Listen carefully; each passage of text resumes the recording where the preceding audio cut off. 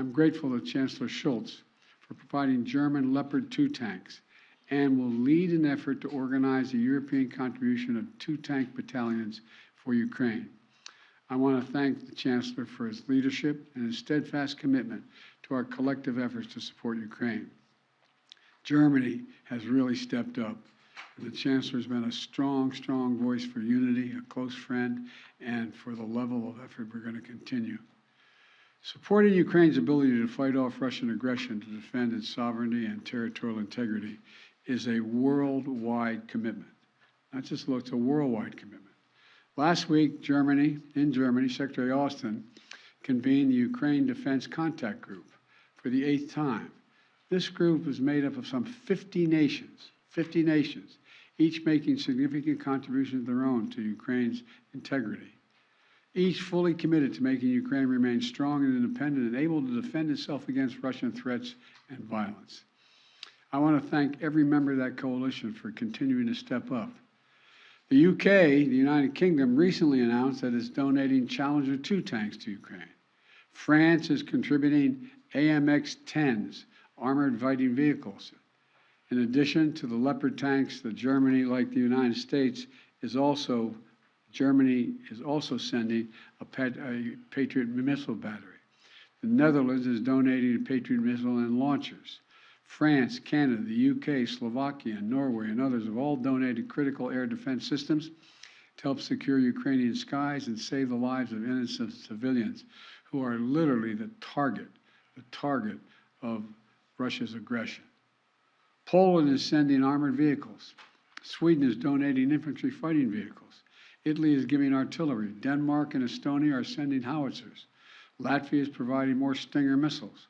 Lithuania is providing anti-aircraft guns. And Finland recently announced its largest package of security assistance to date. You may remember I was asked a while ago what I think was going to happen. And I said, I let Putin know. He thought that he's going to end up with the Finlandization of Europe. Well, he's got the NATOization of Finland. He's gotten something he never intended.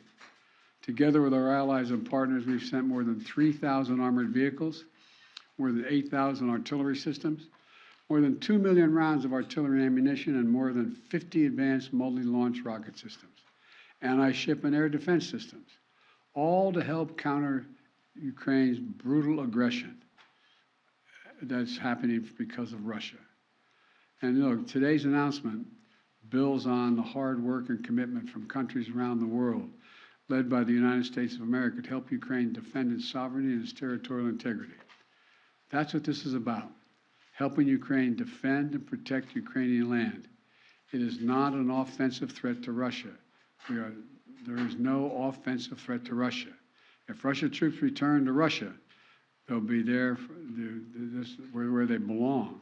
This war would be over today. That's what we all want, an end to this war in just and lasting terms.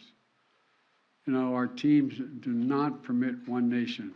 We're not going to allow one nation to steal a neighbor's territory by force.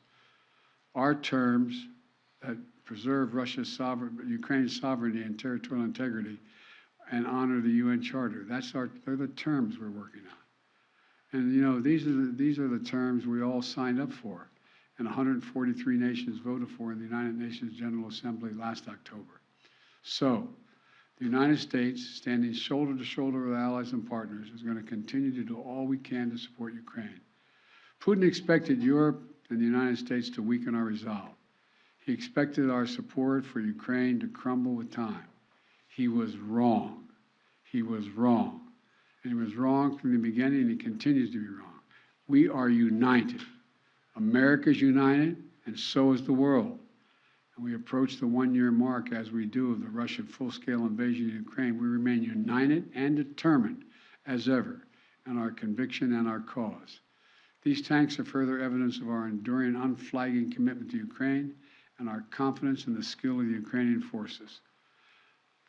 As I told President Zelensky when he was here, and today's his birthday, by the way, in December, we're with you for as long as it takes, Mr. President.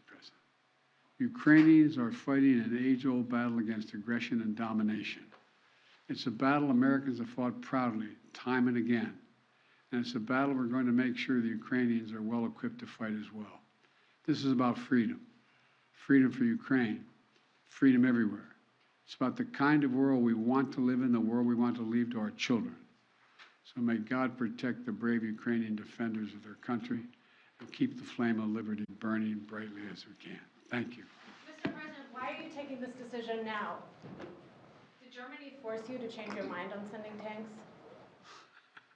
Germany didn't force me to change your mind. We wanted to make sure we were all together. That's what we're going to do all along. And that's what we're doing right now. Thank you. Mr. President, any response to the Pence disclosures of classified documents? Sir, are the searches of your homes completed? Mr. President, when does Jeff sign